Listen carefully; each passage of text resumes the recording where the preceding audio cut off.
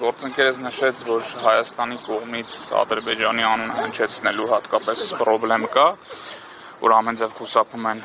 իրավական բնույթի հարցեր բարձրաձայնեն, եւ դա ինչ-որ առումով տեղավորվում է այն մեր օրերում առկային մտածելակերպի հետ, որ Ադրբեջանի դեմ ներկայացված միջազգային հայցերից պետք է հրաժարվել կամ ընդհանրապես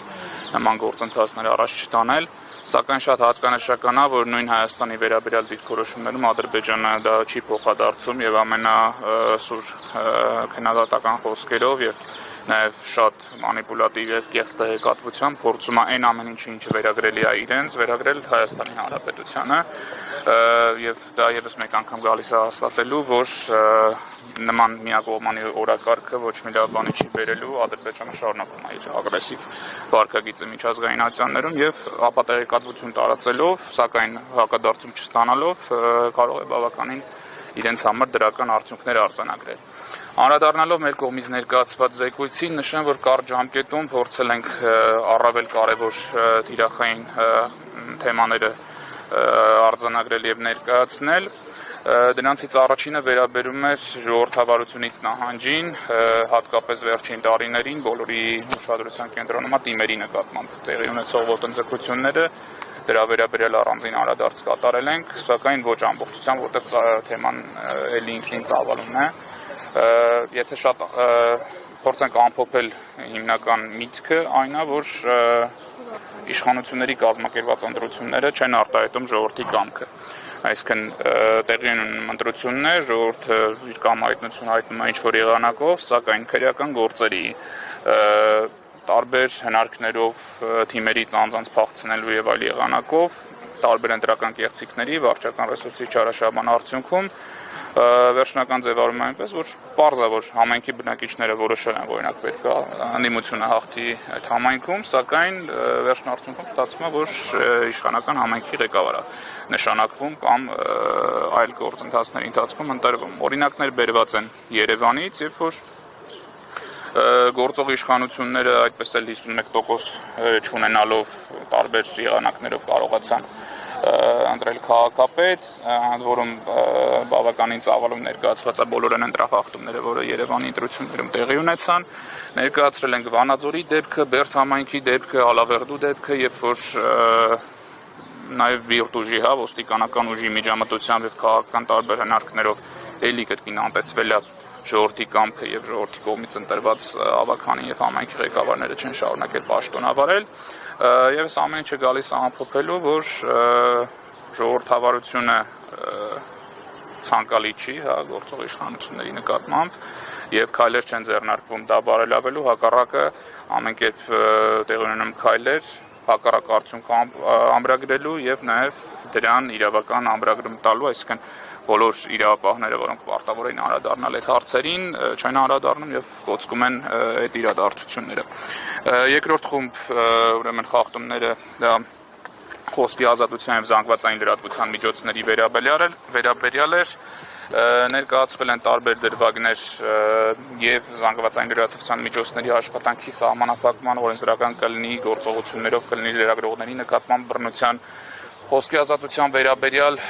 տարբեր իրավական եւ ոչ իրավական գործիքների կիրառումը, օրինակ ծանր վիրավորանքի քրեականացումը, դրա ապա քրեականացումից հետո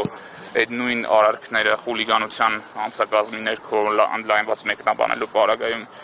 հասարակական հանրային գործունեություն իրականացնող անձանց նկատմամբ հետապնդումները եւ միակողմանի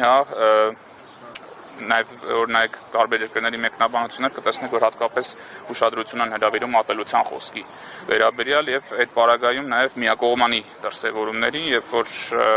օրինակ ընդդիմադիր հայացքներ ունեցող մարդկանց խոսքերի մեջ կարող են քչփորել գտնել ինչ-որ ատելության կամ բռնության սպառնալիք, բայց դրա ավելի ինտենսիվ եղանակով, որը կատարվում է հակառակ ճամբարից, ընդհանրապես ոչ միայն սեփական նախաձեռնության վարույթներ չեն հարուցվում, այլև ներկայացված հաղորդումներով պատշաճ քննություն չի իրականացվում։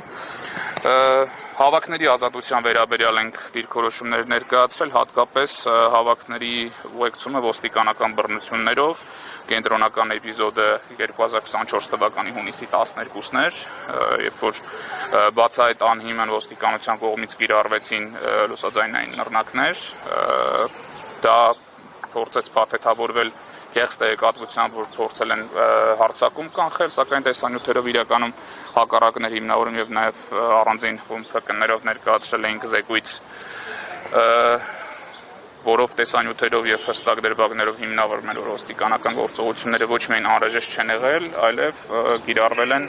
օրենքով արգելված հատուկ միջոցներ, արդյունքում բազմաթիվ մարդիկ վնասվածքներ են ստացել։ Հատկանշական է, որ նույն տեսակարարքի համար օրինակ նախկինում ոստիկանապետի տեղակալ էր դատվում եւ դատական ակտ ուժի մեջ համատե կարծեմ լուսաձայնային նռնակ կիրառելու համար, բայց նույն դեպքով եւ ավելի ինտենսիվ է, շուրջ 3 տասնյակ նռնակների կիրառման արդյունքում որևէ պատասխանատվության չի ենթարկվել ոստիկանության ղեկավար կազմը, չնայած այդ տեսանյութերից կրկին ակնհայտ երևում է, ինչպես է ոստիկանության պետը եւ նրա տեղակալը այդ հանձնարարությունը ինչպես են տալիս ենթականերին։ Կարևոր է նաև, որ այդ բռնությունը ոչ միայն քննության առարկա չի դարձել մինչև հիմա, քննչական կոմիտեում նշում են, որ այդ հարցը քննվում է, սակայն մեկ ամիս անց ցուցարների նկատմամբ քրեական գործեր ուղարկվեցին դատարան, սակայն ոստիկանների վերաբերյալ նույնիսկ մեղադրանք չկա։ Բացի այդ, նման տեսակի ոստիկանական բռնությունները ամենաբարձր մակարդակով խրախուսվեցին ազգային ժողովում, վարչապետի, ազգային ժողովի նախագահի եւ այլ պաշտպանատար անձանց կողմից։ Սա ինչ որտեղ նաեւ զուգահեռվում է խոշտանգումների եւ բռնությունների թեմային, որը առանձին էլի ներկայացրել ենք, եւ դա ամենաշատ քննարկվող թեմաներից է նաեւ խորհրդատու պետությունների կողմից բարձրաձայնվում է խոշտանգումների, բռնությունների եւ դրանց ոչ պատշաճ քննության վերաբերյալ մտահոգություններ։ Եթե այլ դեպքերում սովորաբար երկրները ավելի դրական ուրեմն երանգով են ներկայացնում իրավունքների պաշտպանության զարգացման հեռանկարները, այսինքն խրախուսում են երկրին, որպեսզի եւս մեկ քայլ առաջ կատարի իրավունքի պաշտպանության զարգացման հարցում, ապա այս բռնությունների եւ խոշտանգումների վերաբերյալ բազմաթիվ մտահոգություններ հնչում են, որովհետեւ դրանք ակնհայտ են, հանրությանն էլ նաեւ շատ քաչ հայտնի են դեպքեր, մեկ օրինակ ընդհանրապես բերեմ Սամվել Վարդանյանի խոշտանգման դեպքը, որը շուտ 1 տարի արդեն անցել է, սակայն պատշաճ քննության չի ենթարկվել։ Եվ նույնիսկ այն ոստիկանները, ովքեր նպաստել են այդ խոշտանգմանը, առ այսօր շարունակում են ծառայություն իրականացնել եւ ուղեկցել այլ ձերբակալված անձանց, նաեւ նման սպառնալիք ստեղծելով։ Շատ կարճ փորձեցի ներկայացնել այն, ինչ որ ներկայացված էր մեզ կողմից, նաեւ կարճ անդրադարձ կկատարեմ, թե ինչ դիրքորոշումներ են ներկայացվում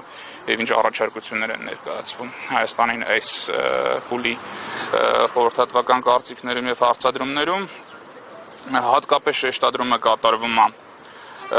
լրատվամիջոցների նկատմամբ սահմանափակումների, իրավապաշտպանների նկատմամբ բռնությունների եւ սահմանափակումների եւ մի շատ կարեւոր թեմա, որը մենք չհասցրեցինք ծավալուն լինելու պատճառով ներառել զեկույցում, դա դատական իշխանության խիստ կախվածությունն է օրենսդիր եւ գործադիր իշխանություններից։ Այդ կախվածությունը առաջացել է ինչպես անհատական գործերով, ուրեմն ոտնձգություններ կատարելով դատարանների եւ դատավորի նկատմամբ, այնպես էլ օրենսդրական մակարդակներով հնարավորինս դատական անկախության երաշխիքները նվազեցնելու ճանապարհով եւ սա մտահոգություն է, որը տարբեր երկրները արտահայտում են։ Պարոն Խոդոյան, այք նշեցիք ձեր դիրքորոշումները, որոնք ներկայացրել եք, առաջարկները եւ այլն, ամեն դեպքում այս ընթացքում նաեւ տարբեր միջազգային կառույցներ են անդրադարձել այս խնդիրներին, անգամ ԱՄՆ պետդեպն է իր զեկույցում մատնանշել կոնկրետ դրվագներ, բայց տեսնում ենք, որ այսպես սայլը տեղից չի շարժվում եւ Freedom House-ի եւ Heritage Foundation-ի դատարանների մասով եւ Human Rights բոլորը անդրադառնում են ինչ-որ խնդիրների, բայց ոչինչ չի փոխվում, անգամ միջազգային կառույցների արձագանքն է հաճախ ոչ համարժեք, ի տարբերություն մինչեւ 2018-ը տեղի ունեցող այլ դրվագների արձագանքների։ Ինչու՞, ինչ պիտի փոխի այս առաջարկությունները, եթե անգամ մարդու իրավունքների պաշտպանի գրասենյակը, ինչպես դուք եք նշում, հակված չէ մարդու իրավունքները պաշտպանել Հայաստանում։ Ես այդ հարցին էլի կփորձեմ օրինակ բերել հենց ոստիկանական բռնությունների առումով։ Տեսեք, ցանկացած երկրում կարող է լինել ոստիկանական բռնություն, որտեղ այս կամ այն ստորաբաժանման ոստիկանը կարող է բավականաչափ պատրաստված չլինել պրոֆեսիոնալ, չլինել զուսպ, էմոցիաների տրվել եւ այլն։ Սակայն այդ խնդիրը համակարգային չի դառնա, եթե այդ անձի գործողությունները պատժվեն։ ոչ միայն ոստիկանական համակարգի ներսում, այլև քննչական դատախազական մարմինների։ Մենք դիտարկում ենք, որ բոլոր դեպքերում, երբ որ տեղի ունեն ոստիկանական բռնություններ, հավաքների ընթացքում հատուկ ստորաբաժանումների կիրառմամբ անձանց տեսախցիկների առաջ դաժանորեն ծեծի ենթարկելու կադրեր եւ դրան չեն հետեւում ոչ միայն ծառայողական քննություններ, այլև քրեական վարույթներ, որևէ անձի միջև հիմա մեղադրանք չի առաջադրվել։ Դա հուշում է, որ այս ամեն ինչը բարձրագույն մակարդակով հովանավորվում է եւ անկախ նրանից մենք հիմա ինչ կքննարկենք, եթե մարդկանց մոտ դա մտահոգություն չի առաջացրել դրա դեմ առնելը, ուրեմն ցանկալի արդյունք է դա։ Այլ հարց է, երբ որ մենք դժգոհում ենք միջազգային կազմակերպությունների արձագանքից, նաև պետք է նկատի ունենանք, որ նախկինում էլ այդ արձագանքները ոչինչից չեն եղել եւ բնականաբար դրան պետք է նախորդի քաղաքացիական հասարակության ակտիվ գործողությունները, նույնիսկ այն պարագայում, եթե ինչ-ինչ հանգամանքներով պայմանավորված, ինչ-ինչ շահերի համակման պայմանավորված նման դիրքորոշումներ ներկայացնել այդքան էլ ցանկալի չեն լինի։ Մյուս կողմից ներկայացված բազմաթիվ փաստերը ամեն դեպքում որոշակի արդյունք տալու են եւ կարծում դրա արդյունքն է նաեւ ձեր կողմից նշված միջազգային կազմակերպությունների կողմից առանձին հրապարակումներում եւ զեկույցներում տարբեր հարցերի արձանագրումը, որը տևական է ժամանակահատվածում ոչ անմիջական արդյունքի տեսանկյունից, ես կարծում եմ ամեն դեպքում դրական է եւ նույնիսկ կարճաժամկետ կտրվածքում որևէ արդյունք չգրանցելը չի նշանակում, որ այս աշխատանքները չպետք է կատարվեն եւ հարցերը չպետք է բարձրացվեն։